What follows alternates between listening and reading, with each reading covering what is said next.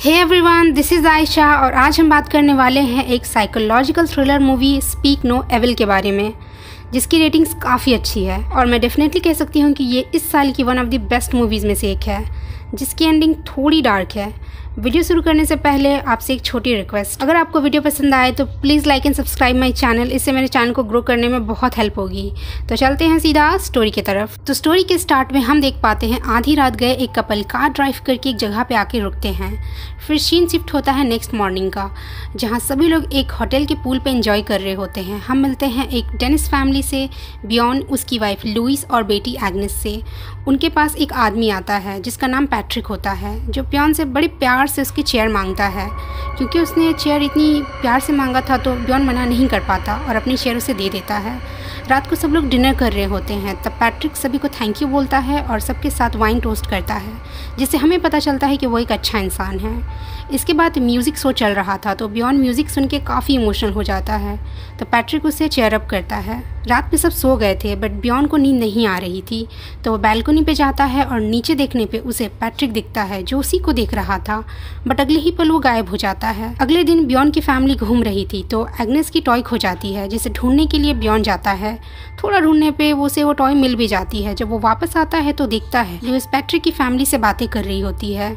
उन दोनों फैमिलीज में इंट्रोडक्शन होता है, जिसमें हम मिलते हैं पैट्रिक की वाइफ कैरन और उनके बेटे एबल से, जो काफ़ी चुपचाप था। कहीं से भी ये तो नहीं लग रहा था कि वो वेकेशन पे आया है। बियॉन एग्नेस की टॉय नीनस को इतनी मेहनत से ढूंढ के लाया था, तो पैट्रिक उसकी तारीफ़ करता है। इनफैक्ट थोड़ी ज़्यादा ही तारीफ़ करता है। दोनों फैमिलीज़ में अच्छी बातचीत होती है, तो पैट्रिक उन्हें साथ लंच करने को कहता है, जहाँ पैट्रिक बताता है कि वो एक डॉक्टर है। इतने में लंच आ जाता है, तो लुइस बताती है कि वो एक वेजिटेरियन है बट वो फ़िश खाती है। इस पे पैट्रिक उसकी तारीफ़ करता है और कैरन लुइस को इनवाइट करती है हॉलैंड आने के लिए। अब दोनों ही फैमिलीज़ एक अच्छी वेकेशन स्पेंड करके अपने अपने घर चले जाते हैं। कुछ दिनों बाद बियॉन को पैट्रिक का एक मेल आता है, जिसमें उसने उनके साथ की फ़ोटो भेजी होती है और साथ में घर आने का इन्विटेशन भी। दोनों काफ़ी खुश हो जाते हैं कि आजकल इतने अच्छे लोग मिलते कहाँ हैं। बट बियॉन अभी कंफर्म नहीं था कि उन्हें जाना चाहिए या नहीं। इधर लुइस ने शॉपिंग भी शुरू कर दी थी। कुछ दिनों बाद उनके यहाँ कुछ गेस्ट आते हैं। वो पैट्रिक की इनविटेशन वाली बात उन्हें भी बताते हैं। पैट्रिक और उनकी फैमिली की इतनी तारीफ़ें सुनने के बाद उनके गेस्ट भी यही कहते हैं कि अगर कोई इतने प्यार से बुला रहा है तो उन्हें ज़रूर जाना चाहिए। आखिर ज़्यादा से ज़्यादा क्या बुरा होगा? वैसे ये हम तो आगे जानेंगे कि ज़्यादा से ज़्यादा क्या बुरा हो सकता है। अब बियॉन और लुइस डिसाइड करते हैं कि वो ज़रूर जाएंगे। शिप और कार से घंटों सफ़र करने के बाद वो पहुँचते हैं एक सुनसान से इलाके में। वो पहुंचते हैं पैट्रिक के घर, जहां मुश्किल से आसपास एक दो घर थे। कैरन उनका वेलकम करती है और लुइस और बियॉन उनका रूम दिखाते हैं, जहां एक छोटे से रूम में एक छोटा सा बेड था और एग्नेस के लिए एबल के ही रूम में फ्लोर पे बेड के नाम पे एक गद्दा लगा दिया था। ये देख के लुइस और एग्नेस दोनों ही अजीब फील करते हैं, बट फिर वो कहते हैं उन्हें पसंद आया। आखिर वो कर भी क्या सकते थे। अब रात में पैट्रिक ने वाइल्ड बोर का मीट बनाया है, ये जानते हुए कि लुइस वेजिटेरियन है। इतना ही नहीं, वो जिद करके उसे मीट टेस्ट कराता है। वो टेस्ट कर भी लेती है। आखिर वो करती भी क्या, वो मेहमान है, उसे उनका दिल रखना था। बट यहाँ ये लोग उनका दिल नहीं रख रहे थे। कैरन बियॉन से कचरा तक फेंकवाती है। बियॉन को एक कमरे में कुछ दिखता है। वो वहाँ जाता है तो अचानक वहाँ एबल आ जाता है। वो अपना मुंह खोल के दिखाता है कि उसकी टंग नहीं है। इतने में उसे पैट्रिक आवाज़ देता है, तो वो वहाँ से दौड़ के भाग जाता है। यहाँ चारों आपस में बातें कर रहे होते हैं, तो पीछे से एबल की रोने की आवाज़ आती है। तो लुइस पूछती है वो ठीक तो है। यहाँ पैट्रिक बोलता है कि एबल की पैदाइशी जीव नहीं है, तो कभी कभी वो रोता है। यहाँ हमें देखने को मिलता है कि पैट्रिक और कैरन को एबल की कोई नहीं पड़ी। एग्नेस को अपने बेड पे नींद नहीं आ रही होती, तो बियॉन उसे अपने साथ सोने के लिए ले आता है। बेड काफ़ी छोटा था बट किसी तरह वो एडजस्ट करके सो जाते हैं। सुबह वो सब घूमने के लिए बाहर जाते हैं, तो एग्नेस को स्लाइड करना था बट एबल सामने बैठा था, तो लुइस रिक्वेस्ट करती है हटने के लिए, बट वो नहीं हटता। तो लुइस पैट्रिक को कहती है। पैट्रिक एबल के पास आता है और बहुत ही बुरे तरीके से उसे वहाँ से उठाता है और उसे सॉरी भी बुलवाता है। ये सब लुइस को बिल्कुल भी अच्छा नहीं लगता। घर लौट के लुइस बियॉन को कहती है कि उसे यहाँ कुछ सही नहीं लग रहा। इतने में यहाँ कैरन आती है और उन्हें रात के डिनर के लिए इन्वाइट करती है, जो वो बाहर होटल में करने वाले हैं। ये सुन के लुइस को बुरा लगता लगता है कि ये तो उनके लिए सोच रही है और वो उन्हीं के बारे में बुरा सोच रही है। हम देख पाते हैं कि एबल नाइट ड्रेस में ही घूम रहा है जबकि सभी लोग बाहर जाने के लिए रेडी है। इतने में यहाँ मुहाजिर नाम का शख्स आता है। कैरिन बताती है कि वो आज के लिए बेबी सिटर है, मतलब बच्चे घर पे ही रुकेंगे, डिनर पे तो बस वो चारों जा रहे हैं। और ये बात उसने लुइस को बताई तक नहीं। न चाहते हुए भी लुइस और बियॉन को एग्नेस को छोड़ के जाना पड़ता है, अगेन बिकॉज वो मेहमान थे, उन्हें उनकी इज्जत रखनी ही थी।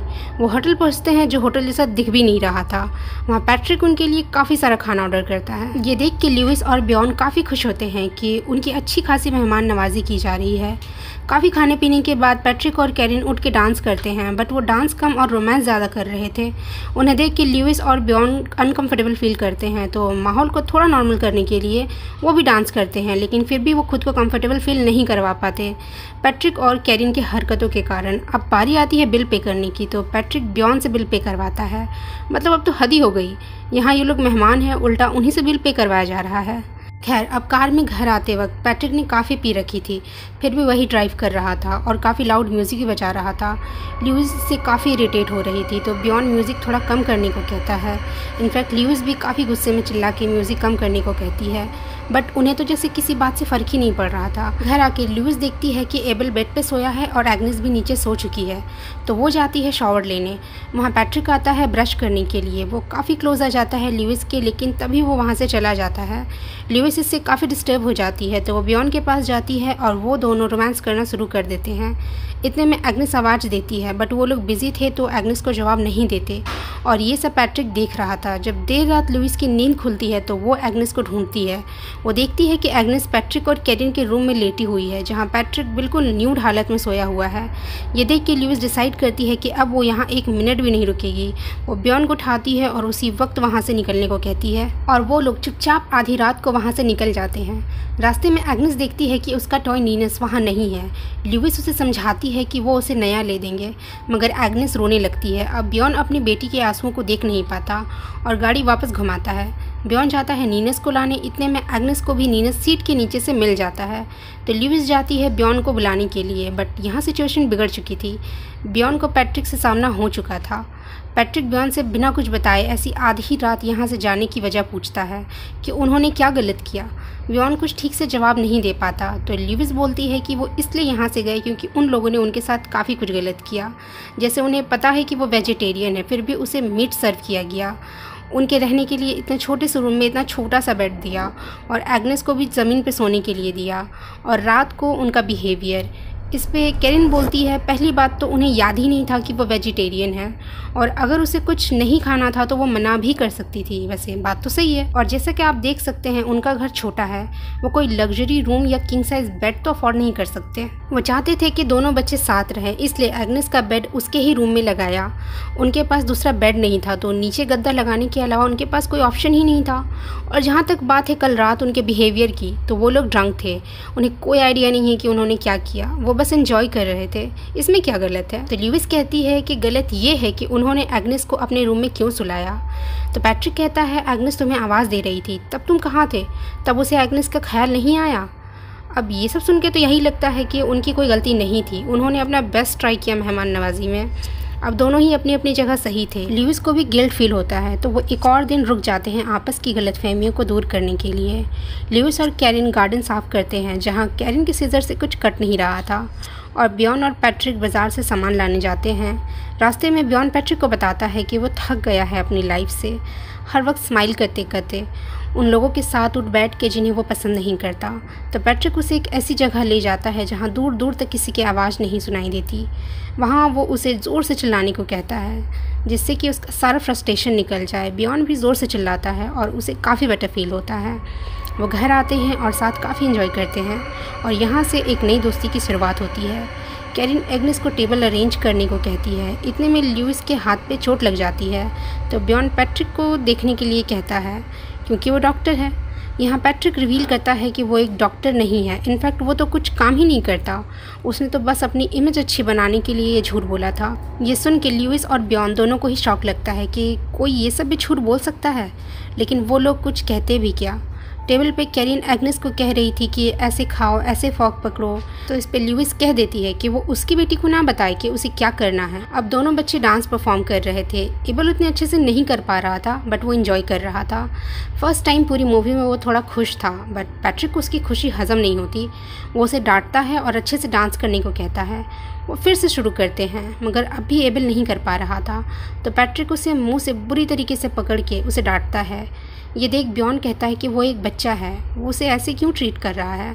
और अब एग्नेस भी डांस करना नहीं चाहती थी, लेकिन पैट्रिक के फोर्स करने पे वो दोनों फिर से डांस करते हैं। इस बार पैट्रिक तो उस पर कप उठा के फेंक देता है। ये सब से एग्नेस डर जाती है और इसकी फैमिली भी, और एबल तो बेचारा वहीं खड़े खड़े रोने लगता है, मगर पैट्रिक का अभी भी दिल नहीं भरा होता। वो फिर से म्यूज़िक स्टार्ट करके एबल को अभी भी डांस करने को कहता है, तो ब्यॉन वो म्यूज़िक प्लेयर उठा के बंद कर देता है और कहता है कि वो एक बच्चा है, तो उसके साथ ऐसा बिहेव नहीं कर सकते। लेकिन पैट्रिक को इससे कोई फ़र्क नहीं पड़ रहा था। वो अब भी एबल को नाचने को कह रहा था। ये सब ल्यूइस देख नहीं पाती और गुस्से में वहाँ से बाहर चली जाती है। ब्यॉन और एग्नेस उसके पास आते हैं, बट ल्यूइस इतने गुस्से में थी कि एग्नेस को डांट के वहाँ से जाने को कहती है। रात में सब सो जाते हैं, मगर ब्यॉन जगा हुआ था क्योंकि एबल रो रहा था। इतने में पैट्रिक वहाँ जाता है और उसे मारने और चुप करवाने के बाद वापस आ जाता है। टीवी काफ़ी तेज़ वॉल्यूम पे चल रहा था, तो ब्यॉन उसे बंद करता है और टैप भी ऑफ करता है। उसकी नज़र पड़ती है बाहर वाले शेड पे, जिसका दरवाज़ा खुला था। वहाँ वो चेक करने जाता है तो उसे दिखता है काफ़ी सारा लगेज और सामान और बहुत सारे फ़ोटोज़ जो बिल्कुल उसी तरह के थे जो पैट्रिक ने उसे भेजे थे। उसे एक फ़ोटो पे एबल भी दिखता है अपने असली पेरेंट्स के साथ। ये फ़ोटोज़ बयां कर रही थी कि ये लोग इसी तरह की फैमिलीज़ को फंसाते हैं और उनके बच्चों को छीन के उन्हें मार देते हैं। ब्यॉन सीधा वहाँ से निकलता है अपनी फैमिली को सेव करने, और फिर उसे दिखती है एबल की लाश। मतलब इस तरह पैट्रिक ने उसे चुप कराया था उसकी जान लेके। ब्यॉन घबराया हुआ जाता है और ल्यूइस को उठाता है। वो लोग वहाँ से निकलते हैं, मगर कार में फ्यूल कम था। यहाँ ब्यॉन ने ल्यूइस को कुछ नहीं बताया है क्योंकि वो ल्यूइस को डराना नहीं चाहता। वो आगे जाके फ्यूल डलवाता है, मगर कोई कार उनका पीछा कर रही थी, तो ब्यॉन रोड से कार उतार के किसी दूसरी जगह से जाने लगता है जहां उनकी कार फंस जाती है। उसे थोड़ी दूरी पे एक घर दिखता है। इधर हम देख पाते हैं पैट्रिक उन पे नज़र रखे हुए है। वो ल्यूइस को कार लॉक करने का कह के मदद लाने के लिए उस घर तक जाता है। ब्यॉन के जाते ही पैट्रिक कार के पास पहुंच जाता है। वहाँ ब्यॉन को भी उस घर में कोई नहीं मिलता। वो वापस आके देखता है तो ल्यूइस और एग्नेस कार से गायब थे। ब्यॉन नीनस को उठा के उन्हें हर जगह ढूंढने लगता है। सामने से एक कार आती है जिसमें से पैट्रिक निकलता है। लुइस और एग्नेस भी कैरिन के साथ उस कार में बैठे थे। लुइस को तो यही लग रहा था कि ब्यॉन ने पैट्रिक को मदद के लिए बुलाया है। ब्यॉन पैट्रिक से भीख मांगता है कि उसकी फैमिली को कुछ ना करे, मगर उनके साथ जाने के अलावा उसके पास और कोई ऑप्शन नहीं था। एग्नेस पूछती है क्या एबल सो गया है, तो कैरिन कहती है मुहाजिद उसके साथ है। ब्यॉन चुपचाप बैठा था क्योंकि उसे पता था कि अब उसके साथ क्या होने वाला है। इतने में पैट्रिक कार रोकता है और टॉयलेट के लिए बाहर जाता है। यहाँ ब्यॉन के पास एक अच्छा खासा मौका था कि वो वहाँ से कार घुमा के भाग जाए, मगर वो इतना डर चुका था कि वो कुछ नहीं कर पाता। पैट्रिक उन्हें ऐसी जगह लेके जाता है जहाँ मुहाजिद पहले से ही प्रेजेंट था। ब्यॉन और लुइस काफ़ी डर जाते हैं क्योंकि पैट्रिक उनकी कोई भी बात नहीं सुन रहा था और अब पैट्रिक ब्यॉन को मारना भी शुरू कर देता है। ये देख के लुइस समझ जाती है कि मामला कुछ और है। इतने में मुहाजिद लुइस को पकड़ लेता है और कैरिन उनके ही सामने उनकी बेटी की जीभ काट देती है, उसी सीजर से जिससे कि पहले कुछ कट नहीं रहा था। मुहाजिद उसी हालत में एग्नेस को उनसे छीन के वहाँ से ले जाता है। लुइस चिल्लाती रह जाती है और ब्यॉन तो बस खामोश हो जाता है कि जैसे अब सब कुछ ख़त्म हो चुका है। वो उन्हें उसी जगह पे लेके जाता है जहाँ पैट्रिक ब्यॉन को लेके गया था। ब्यॉन पूछता है वो उनके साथ ये सब क्यों कर रहे हैं, तो पैट्रिक कहता है क्योंकि उन्होंने करने दिया। अब पैट्रिक उन्हें कपड़े उतारने को कहता है और उनके सारे कपड़े उतरवा के वो उन्हें नीचे जाने को कहता है। अब उन पे वो लोग पत्थर चलाना शुरू कर देते हैं। लुइस नीचे गिर जाती है। इस तरह पैट्रिक और कैरिन उन्हें पत्थर से मार मार के उनकी जान ले लेते हैं और सच में ये बहुत ही दर्दनाक सीन था। सीन शिफ्ट होता है कुछ दिन बाद का, जहां पैट्रिक और कैरिन अपने अगले शिकार के लिए पहुंचते हैं। उनके साथ अब एबल की जगह पे एग्नेस थी, बिल्कुल उसी तरह उदास। अब हम समझ सकते हैं कि एबल के दिल पे क्या गुजर रही थी, वो क्यों पूरी मूवी में उदास था। यहाँ स्टोरी तो एंड हो जाती है, बट हमारे मन में काफ़ी सारे सवाल छोड़ जाती है, जैसे कि लुइस और कैरिन आधी रात में उस घर से भागे थे, तो क्या सिर्फ एक टॉय के लिए वापस आना इतना ज़रूरी था? और ब्यॉन को अच्छा खासा मौका मिला था भागने का, लेकिन वो अपने अंदर के डर से नहीं लड़ पाया और सही फैसला नहीं कर पाया। और एंड में पैट्रिक ने ऐसा क्यों कहा कि उन्होंने करने दिया इसलिए उसने किया। तो बात सही है, शुरू में वो उनकी काफ़ी रिस्पेक्ट कर रहे थे, बट उनके घर जाने के बाद वो उनकी बेइज्जती कर रहे थे और ये रिप्रेजेंट कर रहा था कि वो भरोसे लायक इंसान नहीं है। फिर भी बियॉन और लुइस उनकी हर गलती को नज़रअंदाज करते गए। इससे हमें पता चलता है कि दूसरों की इज्जत से पहले हमें खुद की इज्जत करनी चाहिए। चलिए आज के लिए इतना ही। स्टोरी पसंद आए तो please like my video and subscribe my channel. Bye everyone.